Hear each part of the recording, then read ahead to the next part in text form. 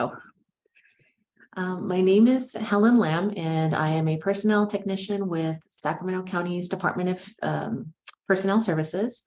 So what we're going to do today is kind of just go over our process, how to apply for the county, and I'm just going to kind of walk you through the steps and answer any questions that you might have.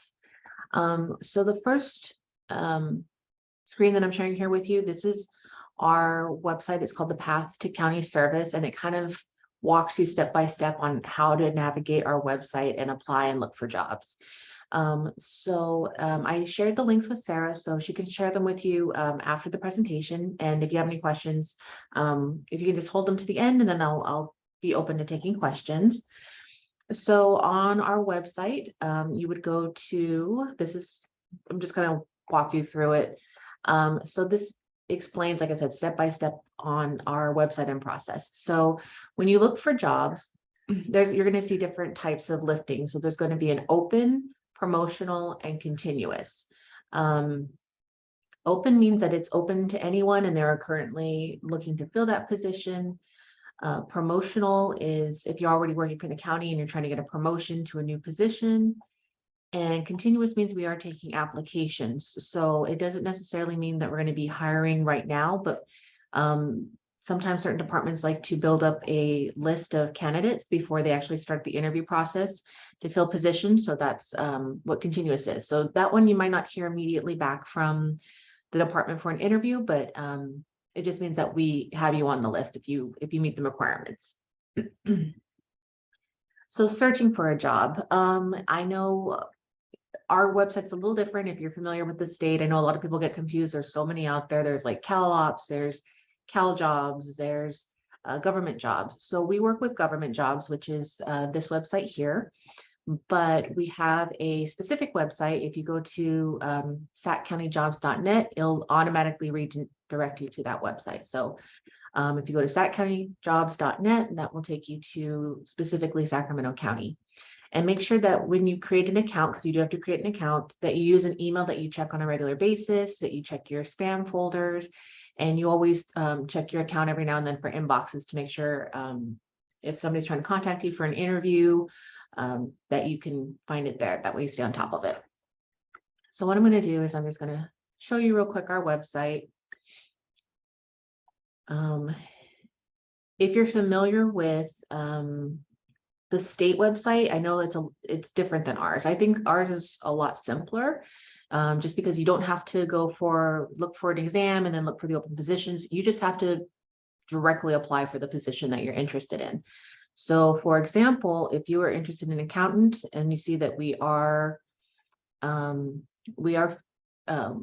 let's see, where is it? So this is an opening. I'll tell you our closing date. So this is continuous. This means that we are currently accepting applications. And this is a list of all of the closing dates. So let's say you missed the April one, then you can always apply for the May one. And it has all the information here, your salary. If you go to the little info box, the drop down will show you a breakdown by hour, month, and year. Shows if we're filling full-time, part-time, or seasonal. Countywide means it can be anywhere in the county. So anywhere from like Rancho Cordova to Citrus Heights, anywhere throughout Sacramento County. It shows you the closing date. So closing date is the absolute last cutoff date that you can apply for this position. And it has to be before 5 p.m. So if you apply and it's 5:01, by the time you hit submit, you'll get a notice saying that it wasn't accepted. So make sure if you're going to apply and this is the absolute last date that you get it in before 5 o'clock. And then on here, it has all the information about the job. So the cutoff dates. This there is a little reminder because we are getting a cost of living increase in June. So it's letting you know that we will be adding 4% to whatever's listed for the salary. It has the general explanation of the position, what we're looking for as far as your knowledge and abilities. And this is the most important part, is the minimum qualifications. So you absolutely have to meet whatever the minimum qualifications are. So let's say for this one, it's a bachelor's degree or higher in accounting, business administration, or with a concentration in accounting. So if you do not have a bachelor's degree, then you would not qualify. So even if you have experience that you feel would meet that requirement, the minimum qualification states that it has to have a bachelor's degree. And with government positions, they have to meet that requirement of whatever the listing is. We're not able to make exceptions or negotiate your experience in exchange for the bachelor's degree. So that's something you definitely want to look at and make sure that you're paying attention to when you are applying for a job. So the next part, oops. So if you are interested in this position, you would just click apply.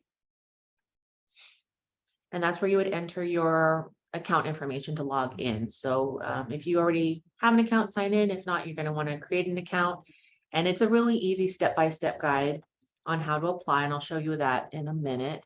But it's pretty straightforward. You just fill in the application, upload your resume, answer the supplemental questions, which they give you a sample of them. So this is part of what's called our exam. So it's just supplemental questions that you have to answer. So you would just go through each one, and this will give you a better idea of the kind of questions that are going to be on the application. So you would answer the questions, upload your resume, and fill out the application. Another thing too is always for the county, make sure that you actually fill out the application. Do not put like see resume, because we are looking purely at the application before we review your resume. So if you put see resume, then you're going to receive a notice saying that you did not qualify for the position. So make sure that you fill out the application. You don't have to upload the resume, but it's strongly recommended.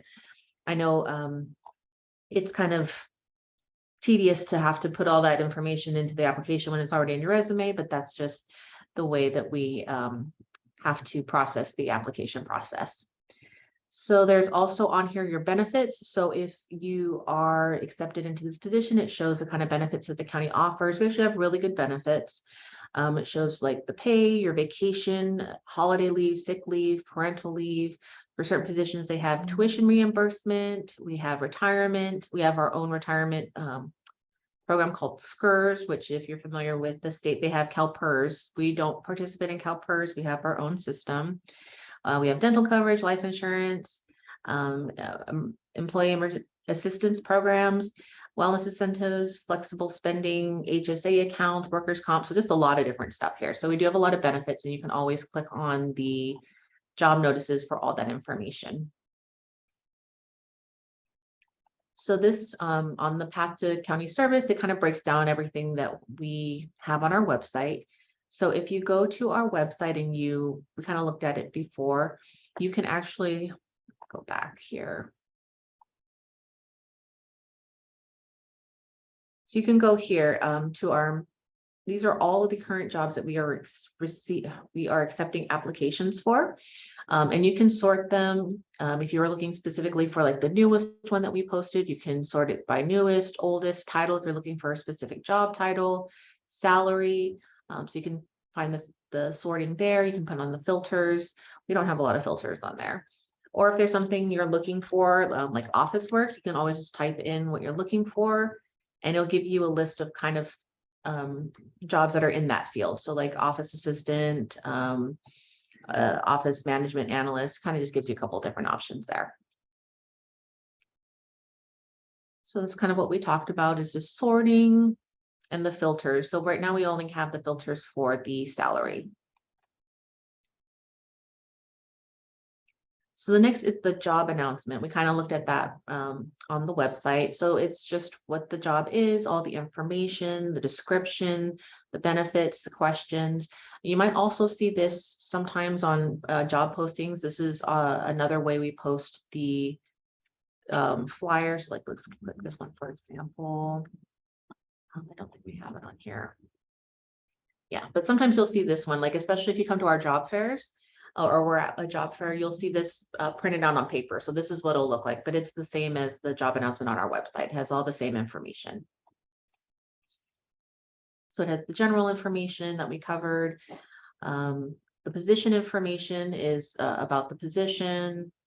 the knowledge and abilities of the specific functions that you have to perform, the kind of knowledge that we are looking for. And then the employment qualifications, like I mentioned, that's the minimum qualifications that you have to meet in order to qualify for that job.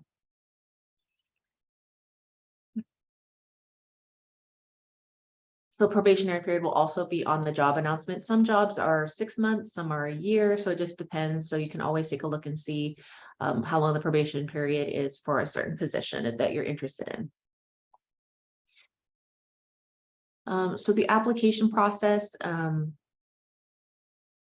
like I said, make sure you fill out your application before 5 p.m. of the final cutoff date. If it's continuous with multiple cutoffs, you can always apply to the next one. But if it's the final cutoff, then you have to have it in by 5 o'clock. The supplemental questions we went over, they are questions regarding your training, education, experience, knowledge. And when we score the supplemental questions, which is the multiple choice questions, we don't, like I said, we don't look at your resume, we don't look at your letters of reference. It's whatever you put on the application itself. In the old days, we used to have in-person exams, but most of them are the multiple choice questions online. You'll also find a frequently asked questions section on the bottom of the job postings. Oh, so there's the probation period right there, and then the information about applications, supplemental questions. So frequently asked questions are at the very bottom of the job posting, and there's a lot of really helpful information on there.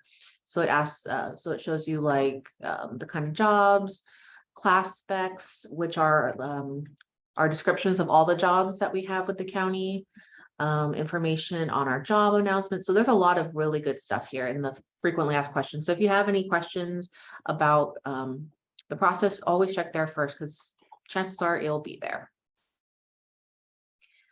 How to apply, like I said, you would just click on the apply button for the job that you're interested in, make sure that you meet the minimum qualifications, and you'll sign into your government jobs account, and you can fill out the application, upload your resume, answer the supplemental questions, and all that from there. So like I said, you would just sign in if you already have the account, and then if not, you're going to go ahead, go to the top and just create the account. If you're using LinkedIn, you can import your resume, or you can upload it straight from your computer.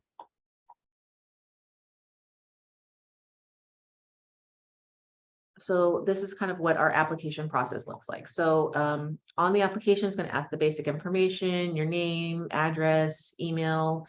They'll ask for things like your highest degree of education, if you have a driver's license. Under the work experience, you would just enter all that information, where you worked, the location, the state, just basic information. And it's always good to, if you have the same job, different jobs within the same place, like for example, if you've worked for the county, but you were an office assistant and now you're a secretary, you definitely want to list those as separate positions so we can see the kind of experience that you've gained in those different jobs. You're going to list your education here. We do take, if you have degrees from outside the United States, we do take them if they work with this institution. So you can go there and just click this link and see if your degree is from a school that we recognize. Additional information. So you can always upload any licenses you have. If you're trying to apply for like a CNA position, you would put that information here. If you have any special skills, like you're applying for lifeguard, if you have a CPR training, and languages, certain positions specifically have what's called special skills, which means you can speak another language or familiar with another culture. You would add that information here. References, you would upload your references here. Those will come into play if you actually have a interview, and then they would follow up with your references. Attachments, you can attach your resume, cover letters, letters of recommendation, any kind of attachment you want to add to your account, you put there. Like I mentioned, those are the supplemental questions. So if you wanted to review the questions that are going to be on the application, you can check there. And then you're going to be able to review your whole application before you submit it. So go ahead and make sure everything on there is correct before you hit submit, because once you hit submit, you can't go back and edit it. So make sure you double check it. And then the very last step of the county application process is you're going to have to certify. So it's just saying that you agree that the information listed in the terms you accept the terms and agreements of the county. So that's just the information here. So this is a nice little flow chart. I know it looks kind of cluttered, but so this would be the process. So if you submit your application and you meet the minimum qualifications, then you'll go ahead and get that information about if you're invited. So you wouldn't be invited to the exam. Only a few positions have in-person exams anymore, but you'll either get the invitation for the exam or an invitation for an interview. If you do not meet the minimum qualifications, then you can go ahead and review the announcement and notices. So if you look at the job posting, if you do not meet that requirement, then you can look for jobs that you do meet requirements for. If it's something like you forgot to attach transcripts for a job that requires a degree, go ahead and submit those. And then we can see if you do meet the qualifications. If you do, then we'll go ahead and send you on to the next step. And if you don't, then we'll let you know as well. And you can always look for other jobs that you do meet. And then if there was additional information that was missing, so if you didn't list all your job duties that would meet the minimum qualifications, then you can contact the technician who sent you that notice. Usually get it in an email. And if you think you do meet that qualification, just send them an email and they can let you know what you're missing. Then you would provide a clarification of information. So you would just kind of send a supplement of how you think you meet that requirement. If you do meet the requirement, then you'll be moved to the next step. If you do not, then you would have to look for a different position. So the testing, like I said, we don't really do a lot of in-person testing anymore. It's just supplemental questions that's part of the application process. But we do have the written, which sometimes you have to come in person for a written. It's not very common anymore. The formula, this is what we usually use. That's the multiple choice question that we rate, just like a test in school. Oral exam, very few positions have this where you would actually have to come in to be tested. And the performance exam, same thing. Very few jobs, mostly if you're in the sheriff's department or something like that.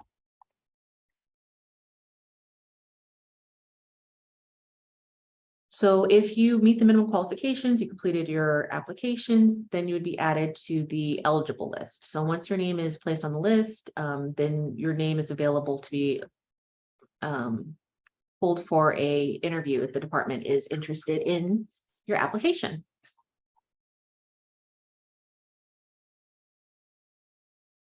So there's also a lot of resources that you can look at too on the county website, because it's all about getting your foot in the door with the county. Once you're in, you can always promote, you can move to different departments. You're not stuck in the same position forever.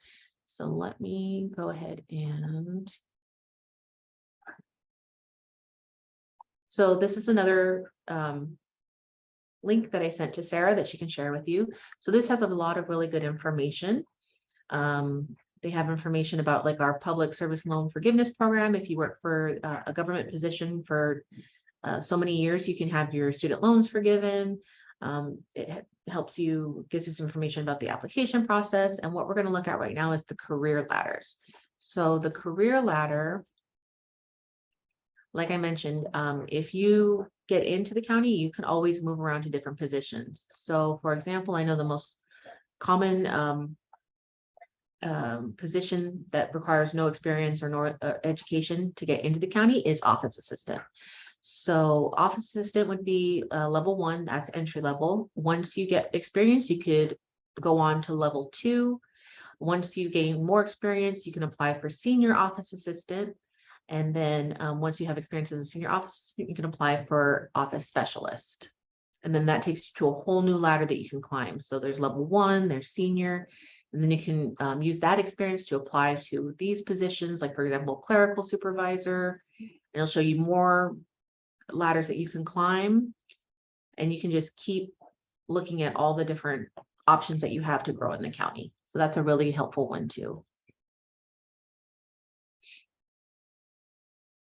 The frequently asked questions, like I mentioned here, education requirements is kind of gives you more information on the kind of requirements that we need for certain jobs if we're looking for education. And this is their job seeker resources. So this is just some helpful hints. So like I mentioned, you would want to check saccountyjobs.net for jobs with the county. It is different than the city's website and the state's website. You're going to search for the jobs that you're interested in, apply, submit your application, take the exam, which is the multiple choice questions. Then you'll receive your rank notice if you're on the eligible list. So rank notice is based on your score from your supplemental questions. So we have ranks 1, 2, and 3 usually.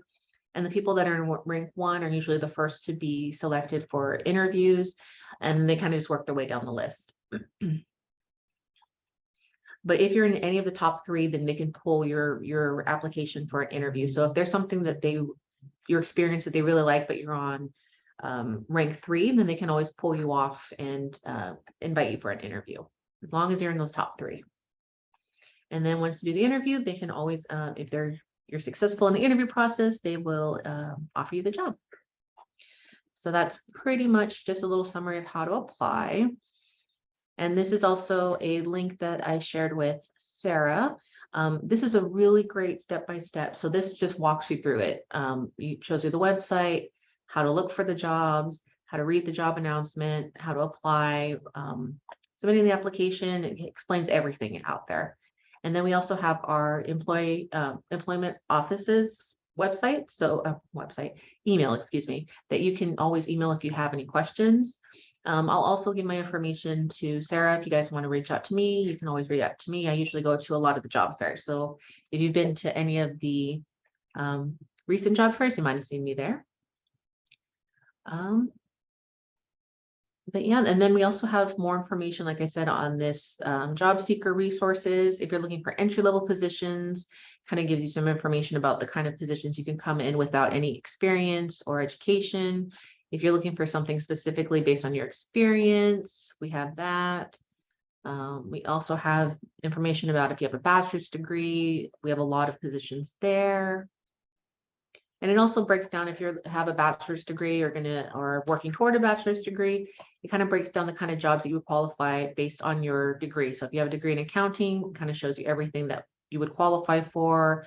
If you have something in behavioral sciences, it shows you everything you would qualify for. So that's helpful too. But I know we have a lot of information. It's a lot to take in, but yeah, so I'll open it up to any questions. Does anybody have any questions about the county or applying or anything I can help you with?